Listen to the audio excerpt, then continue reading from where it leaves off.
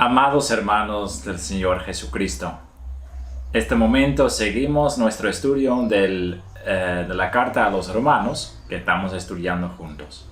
Pero primero entonces entregamos este momento en las manos de nuestro Señor. Oremos. Padre Santo, te damos gracias por tu amor y por tu siervo Pablo que nos está enseñando a través de esta carta muchas cosas maravillosas de tu palabra, Señor. Te damos gracias por tu amor. Danos entendimiento en este momento.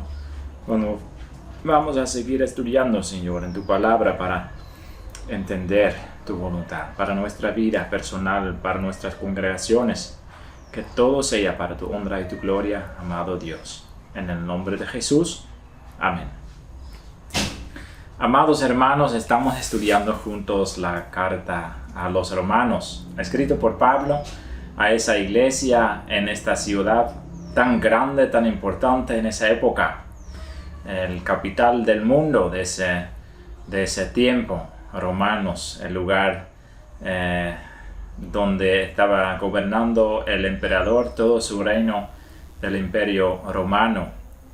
Y entonces Pablo está escribiendo una carta a un grupo de hermanos cristianos que forman una congregación en la ciudad de Roma.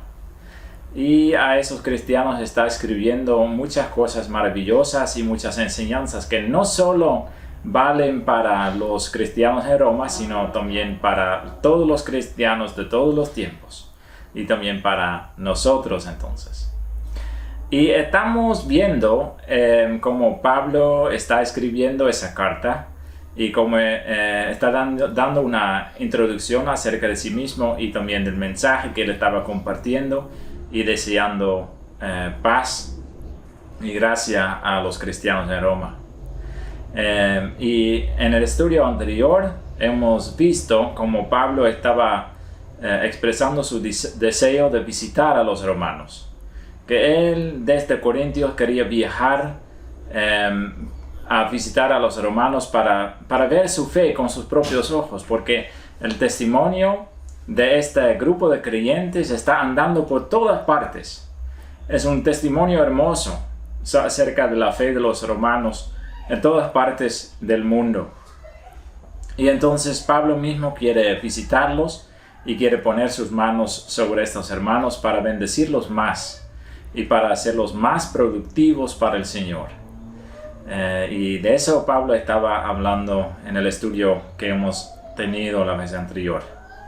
Y ahora, entonces, Pablo también estaba diciendo en el versículo 12, el último versículo que hemos estudiado la última vez, que él quería ser consolado por medio de la fe de ellos y él quería consolar a ellos también, mutuamente, dice Pablo, experimentando y celebrando y festejando juntos la bondad del Señor y ver la obra en la vida de cada uno de ellos. Eso es algo hermoso. Y entonces, ahora vamos a seguir con el versículo 13 y vamos a leer la palabra de Dios entonces, el versículo 13. Y ahí dice la palabra: pero no quiero, hermanos, que ignoréis que muchas veces me he propuesto ir a vosotros, pero hasta ahora he sido estorbado para tener también entre vosotros algún fruto, como entre los demás gentiles. Pablo tiene un deseo que tal vez para nosotros es un poco extraño. Pablo dice: yo siempre he querido viajar a ustedes para visitarlos. Aún no lo ha hecho. Pablo está escribiendo esa carta a personas que él personalmente no conoce. Él no sabe, no ha visitado su congregación, no ha visitado su lugar. Él solo ha escuchado el testimonio de ellos. Y siempre ha tenido el deseo de visitarlos. Eso dice. Y él dice también a esos cristianos romanos que siempre ha tenido el plan de ir a ellos para visitarlos. Siempre ha tenido ese plan. Dice: no quiero, hermanos, que ignoréis que muchas veces me he propuesto ir a vosotros. Él estaba planificando su viaje.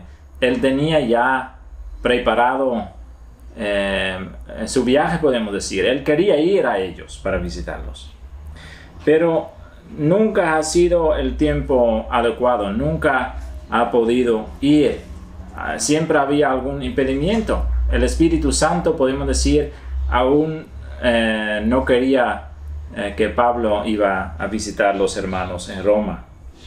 ¿Y con qué deseo Pablo quiere visitar a ellos? Bueno, eso hemos hablado la vez anterior, pero hay algo más, hay un argumento más. ¿Por qué Pablo quiere visitar a los cristianos de Roma? ¿Por qué él quiere visitar esa congregación?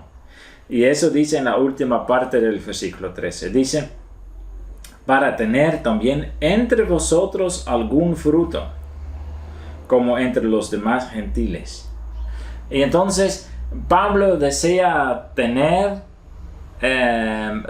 resultado de su obra. Él quiere obrar entre los hermanos cristianos de Roma para que su obra entre ellos también lleve resultado. Por ejemplo, creyentes, nuevos creyentes, o puede ser también hermanos que van a crecer o conocer más de las verdades de Dios. O puede ser también, por ejemplo, que alguna persona va a ser pastor entre ellos. Entonces, Pablo dice, yo quiero ver algún fruto de mi obra entre vosotros. Y por supuesto, Pablo sabe perfectamente que no es la obra de él, sino la obra del Señor a través de él. Porque siempre es así, ¿no? Si Dios nos usa en su reino, es un privilegio especial, pero no es algo que viene de nosotros. Siempre es por la gracia de Dios en nosotros que Dios nos está usando para tener alguna influencia en la vida de otra persona, ¿sí? Si una persona se convierte escuchando la prédica de nosotros, es porque Dios en su gran misericordia está usando a nosotros, pero no es porque nosotros tenemos una estrategia especial. Y entonces, eso está diciendo Pablo en esa parte, para tener también entre vosotros algún fruto como entre los demás gentiles, como entre los demás pueblos entre que él estaba trabajando. Pablo viajaba por muchas partes y en muchas partes levantó iglesias. En muchas partes gentiles llegaron a la fe. Gentiles siempre son todos los pueblos del mundo que no son judíos. A eso llamamos o llama la Biblia gentiles. Y entonces, entre todos los gentiles, Pablo tenía a sus creyentes. Y él quiere tener creyentes también entre los gentiles en Roma. Él quiere también tener fruto de su obra ahí. Él quiere sembrar el evangelio de Jesucristo en los corazones de todos los pueblos. Eso es el gran deseo de Pablo. Tenemos nosotros también ese deseo, hermanos, de sembrar el evangelio de Dios en los corazones de todas las personas. Dios siempre nos da posibilidades de compartir el precioso evangelio de su palabra, la verdad de su palabra con los demás. Amados hermanos, que nuestro deseo siempre sea así también, que como Pablo quisiéramos tener fruto entre todas las personas que conocemos. Puede ser en nuestra familia, puede ser en el grupo de nuestros amigos, puede ser en nuestra clase, en el colegio, o en la universidad, o en la escuela, que deseamos tener fruto ahí. Eso quiere decir que personas llegan a la fe en Cristo por la obra nuestra. Bueno, por la obra de Dios a través de nosotros, por supuesto, pero ustedes me entienden. Eso tiene que ser nuestro deseo, el mismo deseo de Pablo, para tener fruto entre todas las personas. Y dice entonces en esa parte que Pablo tenía resultado entre todos los gentiles. Versículo 14 dice, a griegos y a no griegos, a sabios y a no sabios, soy deudor. Y entonces Pablo se siente obligado para predicar el evangelio a todo tipo de gente, ¿sí? Dice a griegos y a no griegos, a judíos y a personas gentiles que no son judíos. A todos esos tipos de personas, Pablo se siente obligado para predicar el evangelio. Él se siente obligado para predicar el evangelio a personas que tiene mucho conocimiento y tal vez que tiene una posición importante, a sabios y a no sabios, a personas que tenían mucho estudio y a personas sencillas. A los dos tipos de personas, dice Pablo, quería predicar el Evangelio y se siente obligado a predicar el Evangelio de Dios. Dice Pablo en el versículo 15, así que en cuanto a mí, pronto estoy a anunciaros el Evangelio, también a vosotros que estáis en Roma. Pablo tiene un fuerte anhelo, como ya he dicho, Pablo tiene un fuerte anhelo para tener también creyentes en Roma, que empezaron a creer el Evangelio de Cristo, porque Pablo les anunció el Evangelio.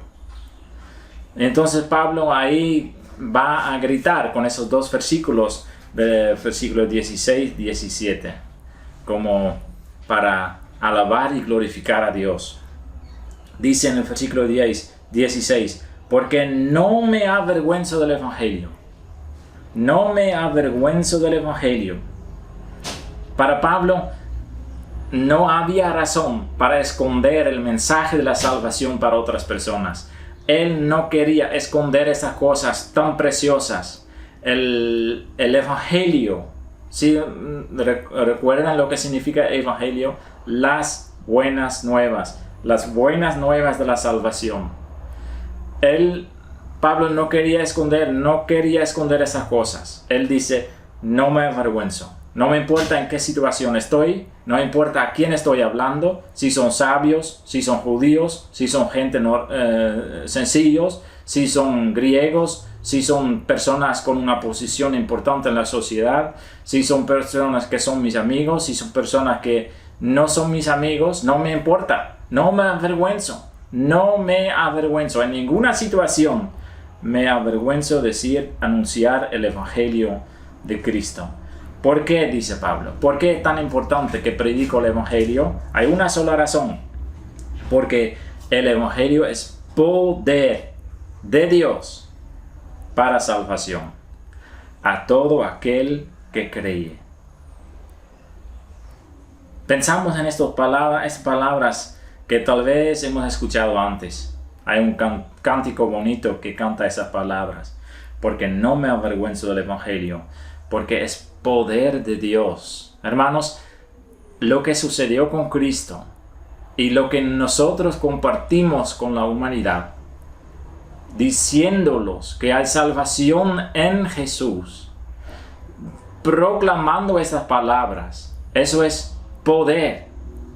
Eso no son palabras normales, son palabras que agradan tanto a Dios, que Dios usa esas palabras para cambiar vidas. Y yo he visto los ejemplos, hermanos, que el mensaje del Evangelio, cuando entra en verdad en el corazón de un ser humano, cambia toda la vida. Es un poder de Dios, es un poder divino, es un poder que puede cambiar vidas y que puede dar esperanza a personas que andan en tinieblas, personas que no saben lo que es tener esperanza en la vida.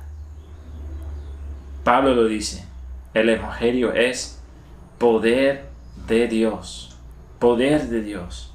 Son palabras poderosas, son palabras que pueden cambiar vidas y corazones para salvación.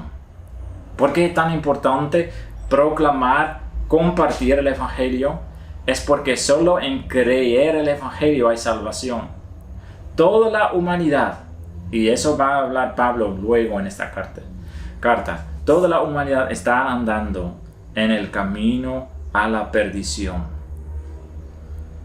Por el pecado, toda la humanidad está en camino para ir, hermanos, al infierno. Eso es una terrible verdad, pero es la verdad de la palabra de Dios. Pero en medio de esa desesperanza, en medio de estas cosas tan terribles, hay una sola esperanza, un solo mensaje, un solo poder que puede cambiar la vida y que puede darnos salvación, que puede salvarnos de ese camino que termina mal y para ponernos en el camino que llega a la vida. la salvación, el mensaje que Cristo murió en la cruz, el mensaje que Cristo resucitó de los muertos, es un poder de Dios. Y ese poder de Dios puede salvarnos de nuestros pecados. Y ese poder de Dios puede salvar a cualquier persona que nosotros conocemos en nuestro alrededor. Pero hay una condición. La condición para recibir la salvación, dice ese versículo, es poder de Dios para salvación a todo aquel que cree. Sin creer el Evangelio, sin creer el mensaje que Cristo murió en la cruz por nuestros pecados, no recibimos la salvación. Sin creer de corazón en las palabras de Dios, las palabras de Dios no tienen poder en nuestra vida. Nosotros somos llamados para creer la palabra de Dios. Y ese creer no es algo que entra en nuestra mente. No es solo, eso es una verdad de la Biblia, entonces lo acepto como verdad en mi mente. No. Esa verdad es una verdad que tenemos que aceptar con nuestro corazón. Tenemos que confiar en Dios y saber lo que Él nos dijo es verdad. Que esta salvación que Él nos ofrece es una salvación real. Y que nadie de nosotros merece esa salvación. Y que solo esas palabras, que solo el Evangelio, que solo el mensaje que Cristo nos salva, tiene el poder de cambiar nuestra vida. Y tiene el poder de salvarnos de nuestros pecados. A todo aquel que cree. ¿Creemos nosotros? Eso es muy importante. Y somos nosotros conscientes que la salvación de Cristo solo vale para los que creen. No tenemos que pensar que todos vamos a entrar en el cielo. Que todos que confiesen a Cristo con su boca o que dicen que creen en Dios van a terminar bien. Porque la palabra de Dios es bien clara en eso. La palabra de Dios nos dice que solo los que creen en Cristo serán salvos. Solo los que creen en Él reciben el poder de Dios en su corazón y vida para ser salvados de sus pecados. Y Pablo lo dice, al judío primero, en el versículo 16 lo dice. ¿Por qué lo dice? ¿Es eso tal vez porque los judíos tienen una situación, tienen preferencia? No, pero son más bendecidos que nosotros. ¿Por qué? Porque el mensaje de los profetas en el Antiguo Testamento y que Cristo fue enviado en el mundo, eso fue a los judíos. Cristo, cuando Él andaba en la tierra esos 3 años predicando, haciendo milagros, haciendo su ministerio, eso no era en todo el mundo, eso solo era en Israel. Sabemos que solo 2 veces salió Israel, 2 veces. Y el resto del tiempo estaba andando por todo Israel, predicando el Evangelio de la salvación y la venida del reino de Dios a los judíos. Solo a los judíos. Y por eso dice Pablo en esa parte, al judío primeramente. Primero el Evangelio llegó a los judíos. Pero dice Pablo, y también al griego, también a los otros pueblos, también a nosotros, que no somos judíos. También a nosotros llegó las buenas nuevas de Jesucristo, las buenas nuevas de la salvación. Qué hermoso, hermanos. Qué hermoso que Cristo no solo quiere salvar al pueblo de los judíos y no solo proclamar el Evangelio a ellos, sino también a cada uno de nosotros, a todas las naciones, como Pablo dijo anteriormente en esa misma parte. Porque el Evangelio es poder de Dios para nuestra salvación. Porque en el versículo 17 Pablo dice, en el Evangelio la justicia de Dios se revela por fe y para fe, la justicia de Dios. ¿Qué es la justicia de Dios? La justicia de Dios es lo que Dios nos quiere regalar. Mira, nosotros somos pecadores, usted y yo. Nosotros merecemos castigos eternos por nuestros pecados, según la Biblia. Merecemos que Dios derrama su ira sobre nosotros. no tenemos ni idea qué graves son nuestros pecados y nuestra desobediencia a Dios. Pero Dios revela su justicia. Dios puede hacernos libres. Dios puede decir en su juicio que estamos libres. Su justicia podemos recibir. Podemos ser justos ante Dios, pero no por nuestras obras, no por lo que hacemos nosotros, sino por lo que hizo Cristo. ¿Y cómo podemos recibir esto? ¿Cómo podemos ser justos ante Dios? Solo por la fe en Cristo. Y por eso dice Pablo en esa parte: la justicia de Dios se revela por fe y para fe. Por fe y para fe. Con la confianza en nuestro corazón. Confiando que Cristo pagó la cuenta de nosotros. Que Cristo pagó la deuda que nosotros tenemos con Dios. Por todos nuestros pecados que cometemos nosotros. Por la fe en la justicia. Recibimos libertad de nuestros pecados. No vamos a ser condenados. Vamos a estar libres del juicio. Porque Dios revela su justicia por fe y para fe.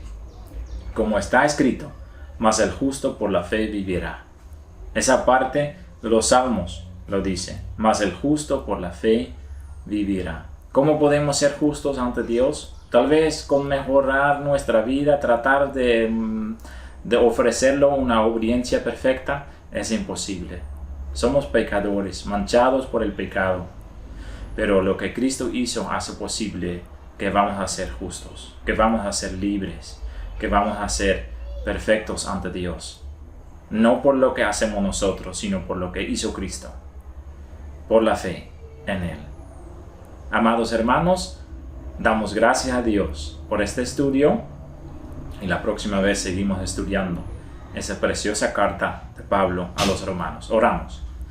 Padre Santo, gracias por tu bondad, gracias por tu palabra, gracias por la justicia que podemos recibir por la fe, por el sacrificio de Jesucristo que Él hizo en la cruz, pagando nuestra deuda, pagándonos por nuestros pecados con su preciosa sangre. Gracias, Señor, por su amor tan grande. No merecemos su amor. Amado Dios, ayúdanos para seguir adelante, para confiar siempre en el sacrificio de nuestro Señor Jesucristo. Amado y bendito Señor, en el nombre de Jesús oramos. Amén. Gracias, amados hermanos, y Dios mediante seguimos estudiando la preciosa carta a los romanos del apóstol Pablo. Amén.